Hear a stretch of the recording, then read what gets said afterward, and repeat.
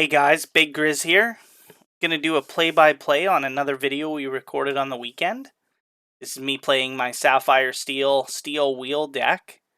I'm just trying to turbo out a wheel as fast as possible, get big bodies on the board, and quest out. This is just a best of one game here against, I believe it's Emerald Amethyst. This is an opponent we've played before with a different set of decks.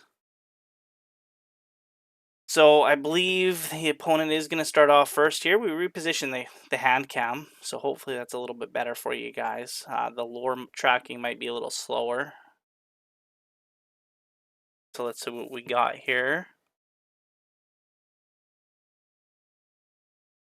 Don't forget, guys, to like and subscribe. It really helps out. Trying to grow the channel, make more videos for you guys. Let me know if there's something you like from one of the videos or something you dislike, and let's try and just keep getting better and better. So opponent inks a Pegasus, plays another baby Pegasus. 1/1 evasive. I think I did go into this game blind. I wasn't sure what I was up against, so I was almost worried that this was like a Bucky deck at first here.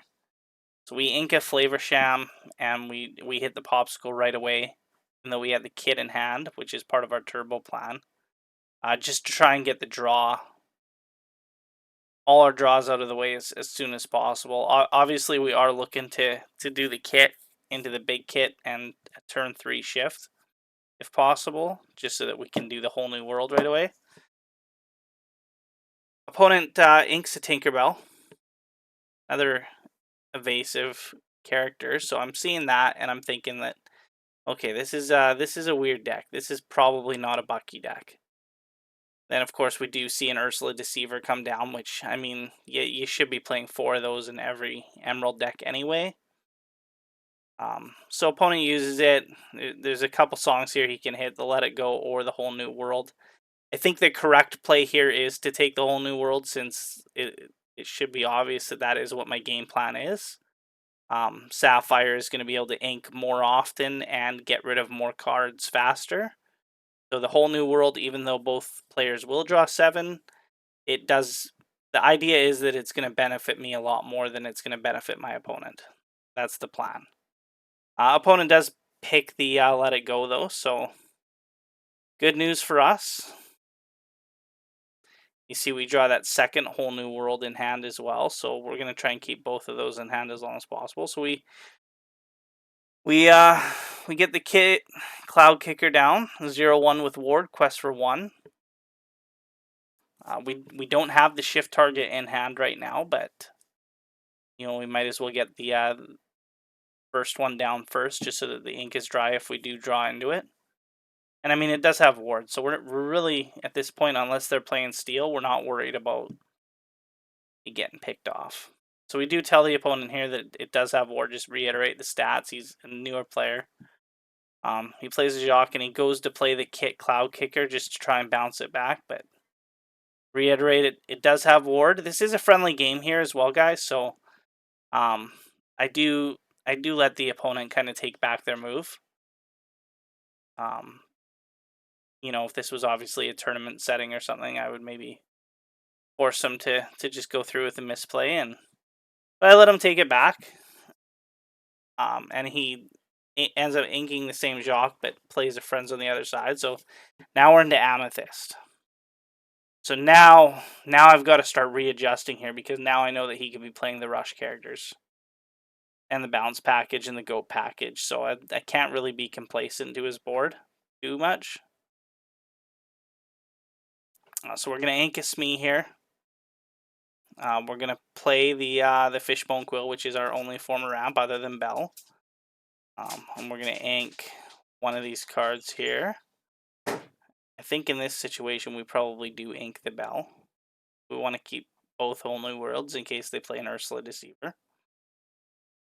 And then of course we have a Chim Pow in hand as well, which is a 5-drop bodyguard with a huge body on it. And that kind of just protects our Cogsworth and our Smees if we want to start questing with those. So we pass the turn here. Opponent inks a Cloud Kicker. Quest with the Ursula for 1. And then plays the snake, which bounces the Ursula. So that is a play that in those colors is definitely possible to do. And it's, if I were him, I'd probably be playing that Deceiver as fast as possible. Because he does know I have at least one whole new world in hand. But he ends up playing a first Merfolk. So that's good news for us. So we're gonna play 5, and we're gonna play the Chimpao. There's no reason to have him come in as bodyguard and be a target to be removed right now. Obviously, the plan is, because we have 2 whole new worlds in hand, assuming he only has the 1 Ursula Deceiver, we should be able to sing that with Chimpao next hand and then have all our ink. If he doesn't make us discard any, then no matter what we draw, we can just ink something for turn, and we can Fishbone Quill and just really be up there to 7 ink. And then we can really start doing things. So opponent inks a Flinter Rider here. The old school one. Quest for a couple with a Cursed Merfolk. Puts him up to 4.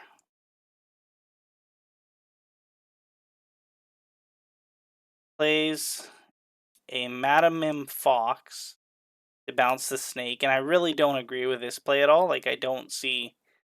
Like, if I were him, I probably would have played the Ursula Deceiver. And because that Cursed Merfolk, I mean, I'm not going to challenge into it. And even, that's not my game plan. He knows I have a whole new world in hand. So that's, like I said, new player, so he's really learning here. So, and I did try and point out as much as possible, like, kind of after the plays, like, hey, you know, like, this would be my recommendation in the future. I would be trying to stop this or stop this. We draw a lucky dime. We put that in the discard pile. Reason we chose to do it that way is because we can get it back with the Tamatoa later. So lucky dimes are safe in my discard pile. And I end up pulling another one anyway.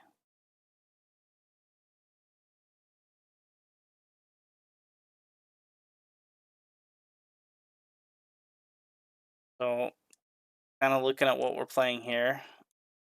Opponent getting their cards ready. I don't think we inked for turn. We didn't, yeah. So now we ink a bell.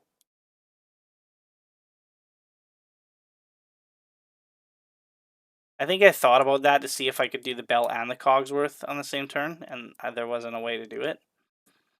So we end up doing the Cogsworth and then the Smee. Of course, that damage that you take at the end of turn with an exerted Smee is dropped down to 0 because of the Cogsworth. So now we've got some pieces on both. Cogsworth himself has ward as well. The Cloud Kicker has ward. Smee's going to quest for 2. We're building our board up. And that Chimpao bodyguard, that thing is just deadly. Right, and that's kind of the idea of that card. We got a couple of them in the deck. I will post the deck list as well in the description. And that kind of is just to kind of protect, because we don't want to just keep building the board up, This isn't Sapphire Ruby where we want like one big quest turn. You know, we are just going to try and outpace our opponent at this point, right? And just load the board, fuel up with whole new world, load the board, fuel up with whole new world, and just big bodies where he's got to use 2 or 3 cards to remove them, and then just try and outquest our opponent. We haven't even really started yet. He bounced Mother's Knows Best, that Chimpao, back to my hand, which is annoying, but I mean that's really smart play because I have to spend 5 ink to bring that back out. It is probably a go-to play for me here.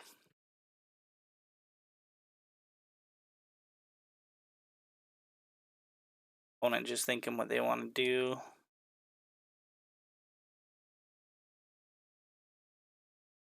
I think on this turn, the opponent actually ended up drawing their card late. They had forgotten that they didn't draw for turn, and which he was correct. I checked the footage on it. But he whole new world and went right into playing cards, so we allow him to do that. That is a must ability, so We do have to let him do it no matter what anyway. Opponent plays a Queen's Castle, moves the Snake and the Pegasus onto it. Obviously on board right now, it doesn't look like I have the ability at all to remove the castle, so great time to drop it.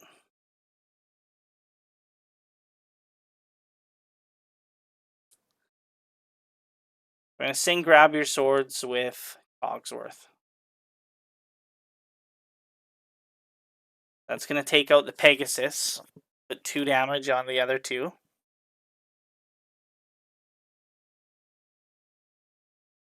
We do want to deny his card draw here. Unless we're drawing cards too with Whole New World, we don't want him to be drawing extra cards.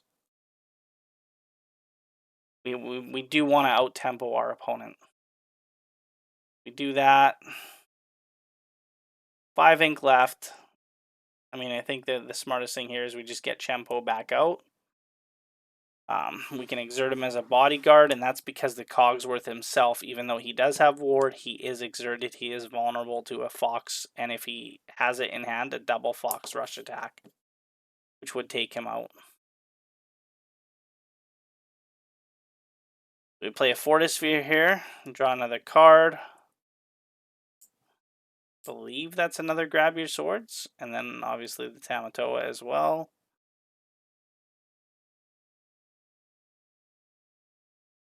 Smart thing here, I believe, is just throw 3 damage on that castle, because next turn we can take that out with Chempo. So it does give him 2 lore, but looking at the board right now, like we're looking like we're in good shape. We're gonna get 1, 2, 3, 4, 5, 6 next turn probably.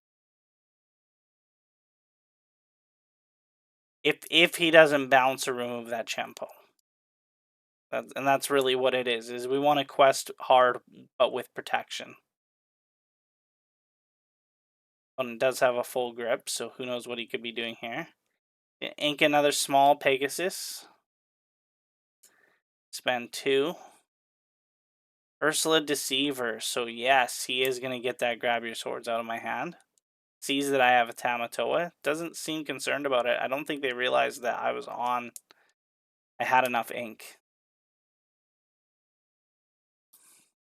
And remember that Lucky Dime is in my discard pile. We discarded that on purpose when we wheeled, just so that we knew end game we could get that back, especially if we were on discard. So opponent plays a Jacques. The target that they're going to hit is the Mr. Smee. So Mr. Smee has Reckless next turn. Reckless is going to force him to challenge if possible, and he cannot quest.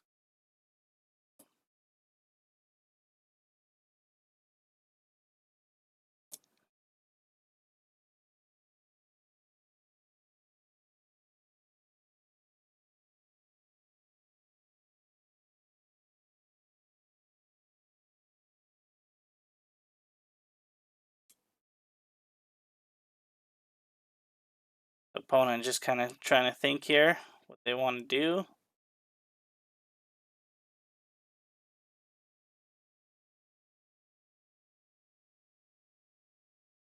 Really struggling because they do want to take out the Cogsworth or the Smee, right? But that 4/7 body on Chungbo is just huge.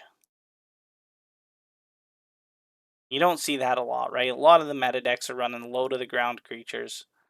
In this decks, we're just playing chunkers. So opponent plays a Flynn Rider out there. Okay, so looking at our Inkwell right now, we're sitting on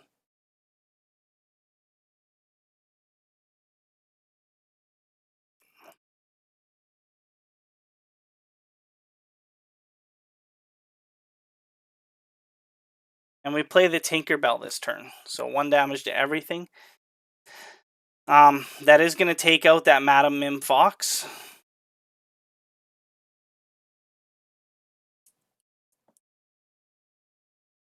So by doing that this turn, this means that we do not have to challenge the Smee into the Mim and lose him. There's 3 damage on the castle already, so the smart thing here is we'll use Chung Po, we'll challenge the castle. Now the Reckless is just basically means we don't have to quest with Smee. Yeah, because there is no valid targets at this point. That way nothing takes damage, and then we will quest for 3.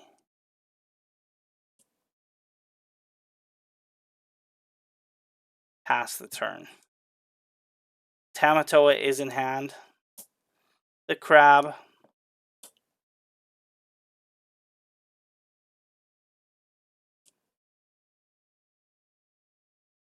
Opponent. Feeling really pretty defeated here. It was pretty late on a Sunday we were playing, I believe, so he was talking about getting off after this game. That's why you're not going to see 3. We do try and get 3 matches here, but we'll try out the quick video and the best of one and see how you guys like that. So opponent ends up shifting the big Ursula. If you guys go to your set championships, that's the card that has the enchanted version of it, which is, you know, super cool. It's a 4/7. She's a big body herself. She's going to contend with that Chang Po. No one can sing songs now except for Ursula. So any plans I had of drawing into like Whole New World or any of that stuff, I would have to hard cast, which is not what I want to do. When she quests, she gets to exert other characters on the opposing board as well. So very good late game control piece for him. It is pretty late in the game to get that, which is what the opponent was commenting there, and of course all of the ward characters make that hard too, right? The Cogsworth you definitely want off the board if possible, and he can't be challenged into right now, and he can't be targeted.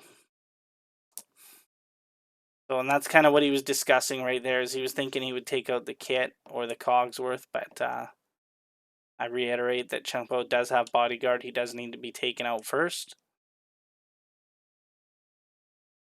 Probably where I would have saved the Mother Knows Best too at this point is wait and save it for when you want to challenge the other characters down. And that way it's not so telegraphed. Right? Because if he ends up spending everything taking it out, I'm probably just not going to quest with my vulnerable characters next turn. So opponent quest for 1, 2, 3, 4, 5, 6, 7 goes to 14. So game is on board for my opponent right now. They snuck up there real quick. They have the ability to quest for 9 next turn.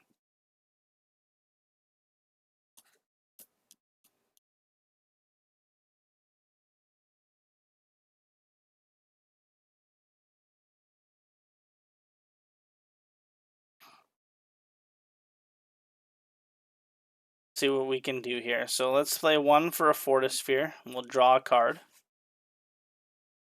We'll ink a baby Kit. 2, 3, 4, 5, 6, 7, 8. Gonna play the Tamatoa. That's gonna get back the Lucky Dime. So like I said, we had that in our discard pile just for this end game time. And now we look like the Tinkerbell, you know, fantastic.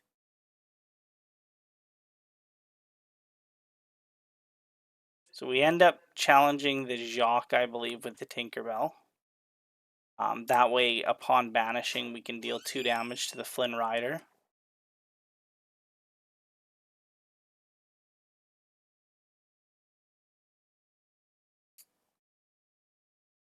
Jacques is gone, Flynn Rider's gone. Opponent has 5 lore on board,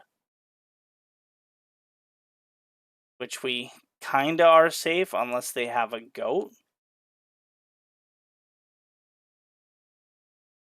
Flynn Rider's gone too, so we do want to get rid of that Ursula here, and we are going to need to sacrifice some things to do that. So I think the smart thing here is we have a Smee and a Cheng Po, which is what we're going to do. We're going to slam both of them in there. We're going to lose the Smee, obviously, even with the resist 1. So now there's no way really that opponent with one card in hand is going to be able to win the next turn, even if it is a goat.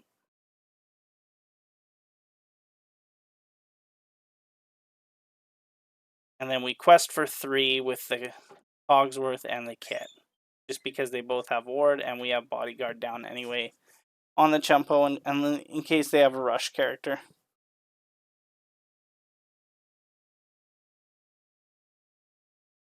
So we pass for turn here. Opponent draws. Gonna spend 4 ink, play a rabbit, trigger rabbit, draw a card. Opponent digging at this point for some sort of answer. I mean, I think at this point, even an Under the Sea isn't gonna really help them a whole lot. And that's the thing, like there's just not a lot of board wipe capability in those colors. The opponent passes here. We had the math figured out, but opponent really wanted to see what was going on here. We spend 7, we play the dime. We quest for 2, 3, 4, 5, 6. I think 5 more, which goes to 11. And then we can activate dime. And we can quest for 5 more, which is so that's 16 lore in 1 turn now. So now you see the power of Tamatoa and the dime, right? From 6, quest for 16, and go to 24, just like that. That's the deck, guys. Wheel Steel. Probably one of my favorite decks to play right now. I want to just keep tweaking it, working on it, working on the deck list. And I got one more set championships. This is a deck I'd love to take to that.